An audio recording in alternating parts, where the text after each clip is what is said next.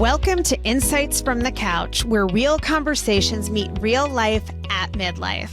We're Colette and Laura, two therapists and best friends, walking through the journey right alongside you.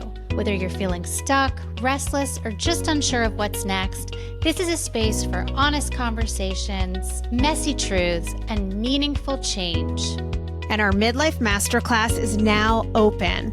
If you're looking to level up, get into action, and make midlife the best season yet, go to insightsfromthecouch.org and join our waitlist. Now let's dive in.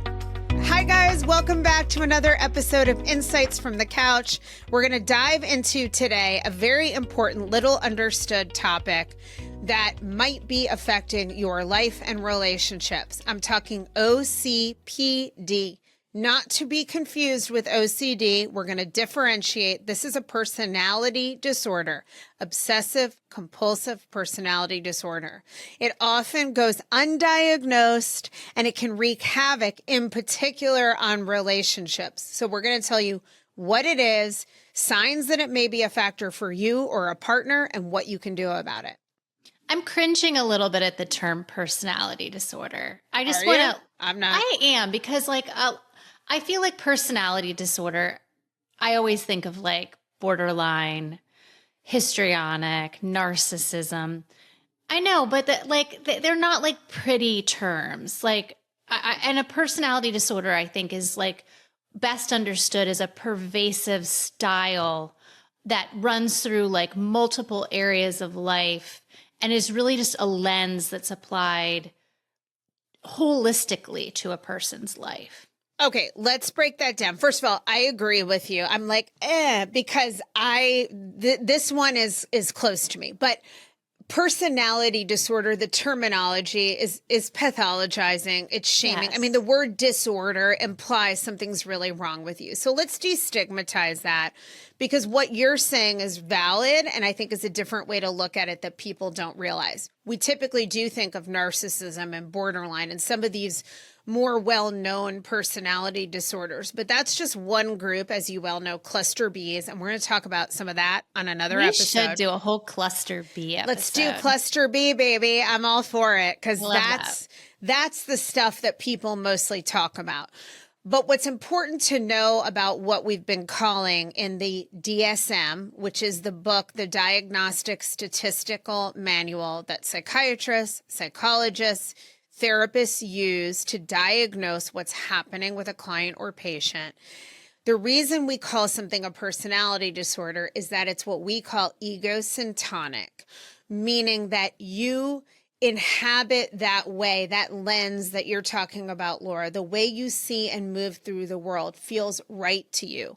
It's really a part of the fabric of who you are and your personality. It doesn't mean you can't change things or make any change, but it does make it harder, because when you have a mood disorder, for example, it feels ego dystonic. It doesn't feel good to you. You know something's wrong.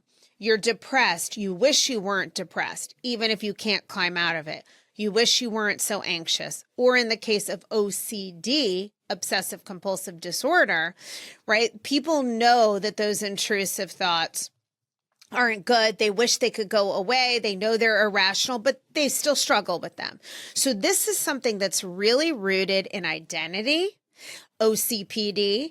It can be from nature, like you're sort of born with it. There's a family history genetically to moving through the world this way, and or it can come from nurture, your environment, trauma, and need for control. So let's start. And both, right? Like you can be hardwired. Usually it doesn't take too long to look back into the family tree to find somebody who has some of the same traits. Yes. And then add on that a layer of trauma or feeling like you need to provide safety and stability and certainty in your life. And then it comes together in real time. But essentially it lives in the person's blind spot. You know, this is something we can see in other people and they have a hard time seeing in themselves. Or yes. And this is why you're going to want to listen to the end of this episode, because there is a very real possibility. This is actually, and we're going to get into what it is, I promise, in 1 second here. Yeah. But this is actually the most common personality disorder. And so it's very possible that you're dating someone, married to someone, Parented were married by to somebody, someone. yeah. Yeah, or even possibly that this is something going on with you, because the only way people with OCPD tend to get help for it is usually when someone in a relationship is saying, hey, this is affecting our relationship. So let's talk about what it is and what it's not. I'm going to turn the floor over to you first. Give us a little thing, because you work with this a lot, on OCD, and then we can talk about why it's different. Yeah, and if you went back to our OCD episode with Brady Bradshaw and Dr. Robin Cohen, we talked a little bit about this. Like, OCD is really distressing to a person. It's so time preoccupying. You know, and there's a lot of different types of OCD, like the just right OCD, the contamination OCD, those types of things where you're logging a lot of repetitive behavior. So you have an obsessive component where you're obsessed on something bad happening, like that you're going to get sick. You have intrusive thoughts. You have an intrusive thought. But then there's a compulsion that you have to do to sort of neutralize that compulsive thought. Although there's not always a compulsion. Some people have it without the compulsion. Right. Some people just have like what they call like a pure obsessional, where they're just having lots of intrusive thoughts. But most of the time when there's an intrusive thought, people are doing some compensatory behavior. Yeah. Even if it's just researching or checking or a lot of mental rituals to sort of diffuse that. And I want to add something to this. So OCD is in the anxiety family. And, you know, it's not necessarily the same thing, though, as pure anxiety or having intrusive thoughts. So I'll give a very common one that I've had clients with OCD that they have to make a differentiator, and then we'll move to OCPD. So I have this thing where I'm so afraid of death and anything that can kill you. I get a lot of intrusive thoughts around that. I have what the French call la peur du vide, like the fear of getting too close to the edge that you could jump over. Yes. Like I'm afraid of my own ability to like I went into my hotel room when I went to do the Tamron Hall show in New York, and I was on like the 26th floor of Nomo Soho, and the window had a lever that you could open this huge window. And I swear to God, I feel scared. Even I still don't even understand why they would have that. Could you have thrown yourself out of it? 100%, like easily. I'm shocked by this. Like my grandparents used to live on the 44th floor of their building. There just were no such, I don't know. It was very strange to me for a hotel. But such a liability. Yes. And it scared me because of my own like pull to possibly launch myself over. Like I like closed the curtains. So when I see a knife, like if we're like in the kitchen and there's a big knife, I will have intrusive thoughts that I could like stab myself. Like I'll see it like a movie. You're going to fall into the knife. Yeah. Or just that, like that I could stab myself. It's just so close to possibility that I could just go like this and that's it. Game over. So that for me is an intrusive thought that will make me shudder. And Steve, my husband's always like, oh my God, like, why are you scared of these knives that we're chopping the carrots with? I'm like, because you could stab me. I could stab you. I could stab myself. He's like, Jesus Christ. You watch too much Dateline, Colette. Yeah, but this is really just my brain throwing an intrusive thought. In OCD, that intrusive thought will come back. Your brain will get stuck there. And that's a big part of it, is that it's not just having the thought, it's that your brain gets stuck. With OCPD, there are some people that have both, but it's completely different. This is not about having intrusive, repetitive thoughts unless you have the overlap. It's not about your brain getting stuck. OCPD is really marked by extreme rigidity, inflexibility, obsession with work, with order, with conscientiousness at the exclusion of all else. Yeah. I mean, I think there is, I want to look up the comorbidity, but I do think there is like a strong comorbidity. And I think it can get confusing, and I don't want to confuse the listener, that you can have, I'm looking it up. you can have things that are really do fit like an intrusive thinking OCD thought pattern and have the OCPD like personality style. And it can be hard to tweeze out. Yeah, so they do have significant comorbidity, meaning you have both. 20 to 30+% of individuals with OCD will also meet OCPD. So yes, there can be both, but let's about focus on the personality. OCPD. And then just to know that, maybe this other thing we're describing is going on too. Although I do want to say, just for the listener, like there's a really textbook version of this that we can talk about, the textbook version, but I've seen this exist on a bit of a continuum. And where it gets really interesting for me in clinical practice is when you see it in women. And it can be easier to miss in women because I don't know about you, but I have a very stereotypical image of an OCPD person, and it's usually a man who is like an engineer or an accountant. Yeah. And you don't say. Yeah, that's like like I have a very like strong vision of who this person is, and they're scientific, they're rules based, they're safety oriented, they're detail. My dad had this actually, incidentally, and detail focused, missed the forest for the trees. I'll never forget when my dad came to my house the first time. I had built this new house, and I was so excited for him to see it. And he walks in, and this is my dad, who's a chemical engineer. This fits the type. And he goes, "Wow, hun, geez, you don't have any gutters on this house. What are you doing for drainage?" Yeah. And I was like, that's what you have to say? That's right. What you're paying attention to is the gutter system? Okay, so this is just like, so I have very openly discussed this with my husband because he actually has OCPD.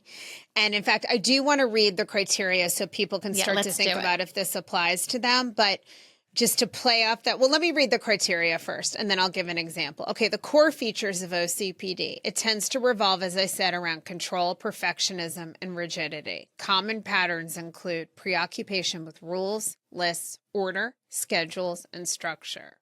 Perfectionism that interferes with actually finishing things. Difficulty delegating tasks because others won't do it correctly. Excessive devotion to work and productivity at the expense of relationships. Amen. Okay, rigidity around morality, ethics, or the right way to do things. Trouble relaxing or engaging in leisure activities. Many people with OCPD appear highly competent, responsible, conscientious, which is part of why the issue often goes unnoticed for years. And I want to add to that, these people tend to thrive at work because they will give work their all. They're usually smart, successful, they're responsible, they're reliable. These are all things I love about my husband. And when I was first realizing that this might be something, I came out of graduate school not really understanding this and seeking to figure out what was going on in my marriage. That, I just described Steve as like a workaholic or the patterns of rigidity, examples like what you shared about your father. When I first discovered this, I found this cute thing that said, most people, because this is the right way to do things, and this is just the way people experience the world, most people will be proud of these features. So when I first read Steve, the diagnostic criteria, and said, I feel like this could apply to you. I read him all the things I just read you guys, and he goes, well, that sounds pretty, if that's a personality disorder, I'll take it. That sounds pretty good to me. And that's what it said at the bottom. People will be like excited that this is how you describe them. So this is what makes it tough. And like the other day, I sent Steve a picture or a video, maybe. I can't remember what it was, of one of my like media things. And I didn't think I looked that good. Oh, I was next to someone else who I felt looked amazing and was like young and gorgeous. And I felt like this old saggy sack of potatoes next to this person. And I'm not that vain, but when I looked at the picture, I was like, whoa, I am definitely getting old and like looking a little worse for wear. So I sent it to him and he goes, I was like, I don't really look great standing next to her. And he goes, no, you do look great. So I wrote back, really? Like, do you really think so? And he goes, well, I said so, didn't I? And I was like, no softening. Yeah. No like relational tone. No relational, like the appropriate response there. And it isn't about you have to say it just right. But to me, it's so obvious that I'm just seeking like, oh my God, yay, you think I look good? Or are you just saying that? Yeah. Right. Yeah. And instead then he writes back, well, so literal, right? He's like, when have I ever said anything I don't mean? I'm like, okay. I'm like, okay. Yeah. I'm not engaging here. Yeah. So I was pissed and we had to have a whole conversation about it instead of, not a long one, but instead of doing it by text, I said, hey, I was a little hurt by that, a little taken aback. And he's like, oh, I didn't even understand that's what you meant. So there can be a lack of relational awareness that comes with this. And this is huge. These things are so much more important. Like your dad saying the gutters instead of going like, oh my God, like, this is great. Like you don't lead with the gutters. You don't lead with the gutters. Right. Yeah. You don't tell your wife in a moment of insecurity, I don't say anything I don't mean. You say, oh my God, honey, you look amazing. Yeah. And I'm just reflecting on some of the traits that my dad had that were so interesting. And in retrospect, I go, oh my God, that was so weird or part of this. Like he was somebody who was definitely a worker bee, but in a way that like he never really got things done in a productive way. He kind of went in circles and it would take him, he was always working on his taxes. And my mom would say, like, I've never met a man who spent like a year on his taxes. Like it was this obsessive kind of monitoring of like his gas. He'd like log everything in a book. And that's Steve. And she said after she divorced him, she said she didn't realize it didn't take half a day to put Christmas lights on a tree. Because my dad would take the tree out in the garage and like saw the like stump down perfectly. And he'd wrap each light around like perfectly. And it would be an entire day long project for him. And my mom was exactly like, my marriage. Exactly. Yeah. And Steve will tell you, I do things slowly, Colette, where I do things like, the road runner. Yeah. Yeah. And I'm not worried about them being perfect at all. I'm just going to bulldoze my way through and get it done. And he's like, well, I do things slowly and conscientiously, and then they're done right, methodically. But really, it goes beyond that. I'm not saying like my way is right. I make lots of mistakes, but it goes beyond that. It becomes where at times he can't get out of his own It becomes procrastinatory. Absolutely. It's got to be done so just right. Things aren't finished. So some of the, this can show up in different ways. I don't feel like Steve's constantly criticizing me, but I want you guys to hear some of what you can experience in a relationship in case this is a factor, that a partner can be critical, controlling, emotionally constrained, and I think this one, last but really not least, unable to compromise. And I think that has been a struggle in my marriage, and I see it in a lot of clients where OCPD is a factor. Relationships require, ideally, we want to get to a win-win. Both people share, and then we figure out, like, what's a solution that can feel good to both of us that allows for some space for who we are.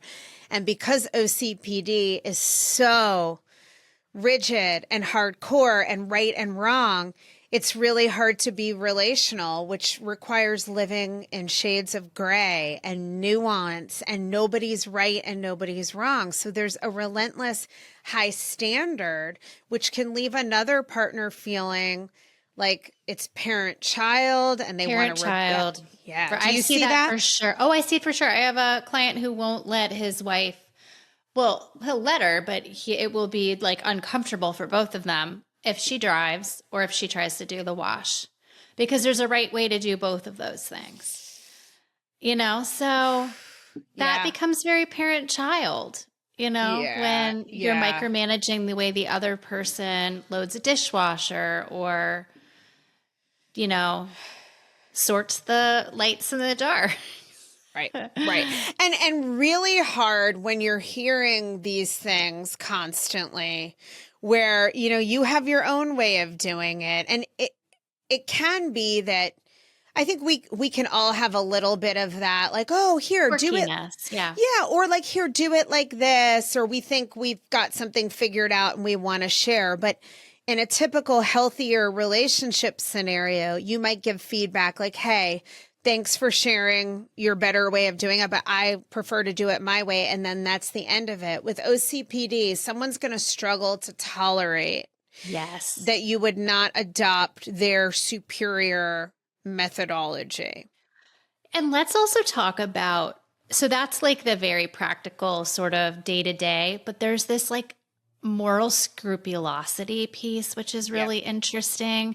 And when you see people struggle with that openly about really grappling in a session about like the right way, especially if there's been any like religion overlaid on top of it, it can be such a mind fuck for those people because it's like, well, what is the right way? They're always trying to like hone in on how it should be and where they should position themselves. And there's just not a huge role for intuition or, they can't allow themselves to do that. Or people being flawed and messy. And okay, I'll give an example. I don't think it's uncommon for people to say, like, if my partner ever cheated on me, I would leave. But people with OCPD can have that kind of approach to so many things.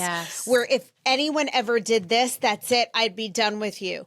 Or people who do these things, cheat, whatever. I know a lot of people in society think that. As therapists, we know like cheating is so much more complex than everyone who cheats is just an across the board bad person. I'm sorry, but that's just not the truth. But there can be that extreme, like, here's what's good and right. Here's what's bad and wrong. So in a relationship, when you're not doing things according to that other person's set of parameters, you feel like you're in trouble or you're frowned upon. And if you have your own childhood wounds, which so many of us do, of not feeling good enough or feeling criticized or controlled, then this can feel really exhausting and suffocating. Hence why people typically with OCPD get into relationships at the behest of a partner. Now, before we talk about what we can do about this, I want to also mention the strengths, right? Yeah, because these personalities get very rewarded in society, and there's some good stuff here. Yes. Okay, wait. First, because I think this is so important. Like, the purpose of doing this episode is really to try to bring more awareness to this because it's so common and so not discussed. First, let me just say one more thing that I forgot to mention. Signs someone may be dealing with OCPD in a relationship. So you guys can listen and see if any of this dings a bell. So patterns like constant correcting or micromanaging, extreme discomfort when plans change, difficulty tolerating mess, ambiguity or spontaneity. And as the queen of spontaneity, okay, arguments that revolve around the right way to do things and a partner who feels like they can never quite measure up. So this pretty much summarizes what we've been saying. Yeah. Although, and I also want to say that a lot of people with this temperament, but with this personality, they are the biggest critics of self as well. Yes, I'm glad you made that point. There's a lot of the rumination is on what's the right thing for them to do, and have they crossed a boundary, and are they bad? And there's a lot of shame and preoccupation. When people come to therapy, the people that have come to therapy for this, there's usually an inflection point in their lives where something so overwhelms their system, and this just starts to sputter because they can't use their rules and everything they've tried has failed, and they feel like such a failure, and they're so disoriented because all the things they've done to keep their life safe, it's no longer working. So that's when I have the best luck to try to deconstruct something like this, is when literally their life just starts to not work. Yeah. Yeah. No, that's a really great point. And I'm glad you said the thing about the way they're treating themselves internally. What you're seeing if you have a partner with OCPD is just a small slice of what they're directing toward themselves inwardly. Yeah. Right? That not good enough. Now, on the plus side, these people tend to be, they have really good qualities. They're hardworking.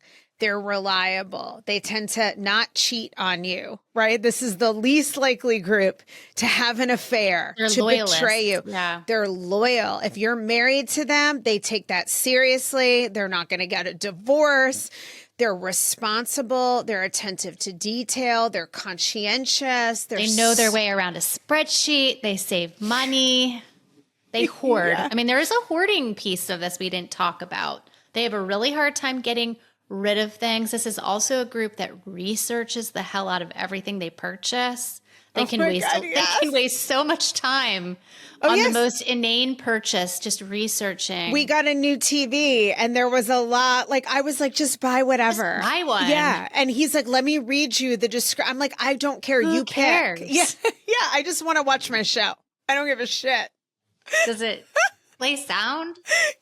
Yes. But yes, you're right. And the hoarding component, but these positive qualities are genuine strengths that draw a lot of people. I know all those positives I just read are true of my husband and are things that I was very attracted to and that I enjoy to this day. Like, I love having a partner I know I can count on and who's such a hard worker. And it's such a great anchor to my kind of spontaneous, fun loving, like, fuck it, let's just throw it at the wall and see what happens. It's a great balance. And I feel like they find each other because I mean, in your case, my dad married somebody who is totally opposite. In the case I'm talking about, his wife is like one big ball of like energy and spontaneity. So obviously they're finding opposite energies. And if they can like make that work, it's really beautiful.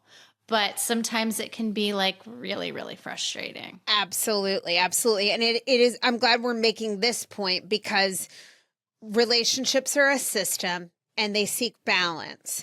So people like this will often end up with someone, whether they're all the way, crazy out there, theatrical, or they're just more fun loving. They tend to be more warm, verbal, expressive, emotional, intuitive. And it's wild, the differences. So the good news is, and this is what we also want to share with you guys, is that people can change with OCPD. They don't have to change their whole DNA or become different people. Like we just said, there are all these positives that are genuine strengths. But if we bring awareness to this, and if some of these features are happening in your relationship, then it's worth it to get into conversation and see if this person is willing to work on this a little bit. Because therapy will typically focus on increasing flexibility, developing more emotional awareness, learning to tolerate some of that discomfort when it doesn't go your way, learning to prioritize your relationship over work or adherence to the rules. So what else do you see in your practice as you try to help people with this? It's so funny. I don't know if you saw the new Psychology Today that came out. I have it in the office, but I haven't looked at it. There's an article in there about, I don't know what it was, the angle it was taking, something about like what really works in therapy or what's the number one thing that's really effective. And it came down to one thing. What? And Flexibility. It was so emotional flexibility. Yeah. And it said whatever, it doesn't even matter the modality. It's anything that can allow that. I almost want to give clients like putty or like a slinky so that they can have a tactical way of thinking about their emotions and their thought process. Can you go back and forth? Can you realize that everything is dynamic? Because multiple things are true at the same time. That's real life. Right. And so like, that's what I do with these clients. And I find that it's really helpful. Now, what it's not helpful for is they will probably always have these default settings. And so I describe it like you will always have a steering column that wants to pull to the right side of the road. Love that metaphor. You're always going to have to mindfully overcorrect the wheel. So like, especially when you're under stress or when life gets hard or when you just go in through a process of forgetting, you're going to pull off to these natural default settings. But the skills you learn in therapy can help you go, okay, maybe this is my first thought, but it doesn't need to be my best thought. What is another way of looking at this? Can I prioritize the relationship?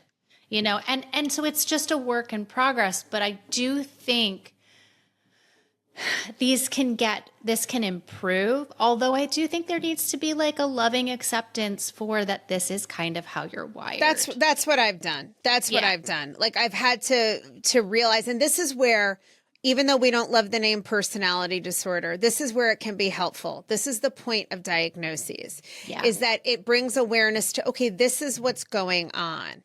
And if I spend my life trying to get Steve to be more like me, not only is that futile, but that wouldn't be fair to him. Instead, it brings some order and understanding. Okay, this is how you're wired. Yeah. And, you know, I'm wired a different way. To use your metaphor, this person may have to course correct that default pull to rigidity. I don't have that problem. I'm extremely flexible, but I will have to my whole life course correct to not letting the part of self I call fuck it girl, which is my, you know her well. She doesn't get to come out much anymore. And now that I'm in my 50s, but that's the part of me that's like, oh, you want to leave on vacation right now when I have all these, I'm off. I'm done. I'm out. I'll do anything on like the turn of a dime. And that can be great, but you can't live your life that way and actually accomplish things and be a responsible adult. So that's my default. We all have something we have to course correct. And I think with this, the bottom line is the flexibility that relationships, first of all, psychological health that's the most important factor. Yep. So it's not surprising that's what's most important in therapy, but relationships require flexibility, acceptance of nuance, vulnerability, really being able to learn to understand and sit with emotions and to tolerate not, you shouldn't feel this way because I didn't mean what you think I meant, but rather you feel this way because you feel this way.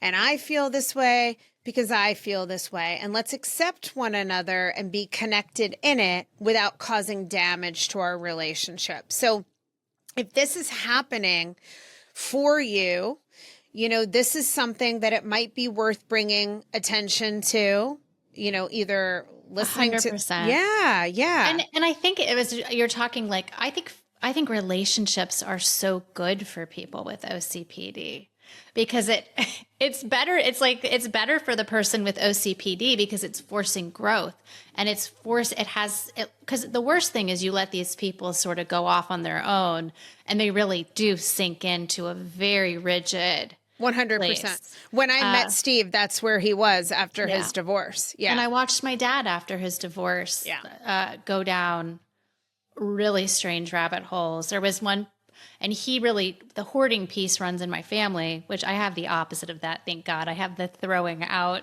Me too. Reactionary Compulsion. to that. Compulsory, just get rid of it. Purge. But my dad, in the end of his life, was like really hoarding, and this is so bizarre. He would cut labels off of like his food. He would date everything. He would date his food. Like his milk makes sense, but he would date everything. And then he would save labels. And I said, Dad, like, what the hell are you doing? You're saving labels of food? And he says, yeah. He goes, I need to know who to sue if I get sick. Wow. Bizarre stuff. So and that was like letting his natural sort of tendencies set up.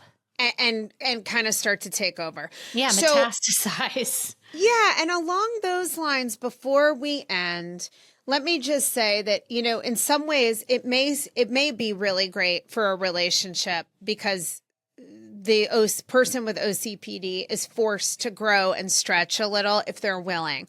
But there is also growth for you as a partner. Because as I say this, and in no way am I trying to throw my husband under the bus here, because again, these qualities are things, the positive qualities that go with this are things these are good people. Yes, these are good people. Like you could set your watch by my dad. Yep. You could, they will help you. They will. Yes. We'll show up for you. Yes. They do the right thing. And that's what I love. Yeah. And, especially I think at a time in my life where I'd really been burned by men who seemed flexible and passionate and all these other things, but then they screwed me over and broke my heart and cheated on me and did horrible things. Somebody like this can make a great partner. And the growth for you as a partner is in what I think I've done, which is once I understand that this is a feature, like I can express at times when it steps on my boundaries, but I just mostly don't allow it to, like, I'm not bending over backwards trying to accommodate the OCPD. It's like, okay, you want to save 10,000 news clippings or spend all day on the TV. That's fine, but I'm out. And I'm going to do my thing if you're going to choose that. Right. So I think you can work on your own growth of retaining a sense of self, having firm boundaries that, like, just because your partner might have this rigidity or obsessiveness with work or whatever it may be, that you're not going to live that way. And I think that's also where couples therapy can really, really, really help if a partner's willing. But maybe it starts with just having, if you feel like this applies, having your partner even listen to this episode. Yeah. Because they're probably like, yeah, I'm like that and I love it. That's why we have money in the bank. You're welcome. Right. And there's truth to that. I learned to become a saver and more frugal because of my husband. Like before that, I was like, if I have it, I'm spending it. Yeah. And now I'm very different 13 years into it. So anyway, I hope this helped you guys with a little bit of understanding for this very common, most common personality disorder, OCPD, that is underdiagnosed. Nobody knows about it. It affects a lot of relationships, but it doesn't have to ruin yours. And the first step is always awareness. Well said. I think we covered it. All right. Thanks, you guys, for listening. As always, we hope you got some great insights from our couch today, and we will see you next week. Bye, guys.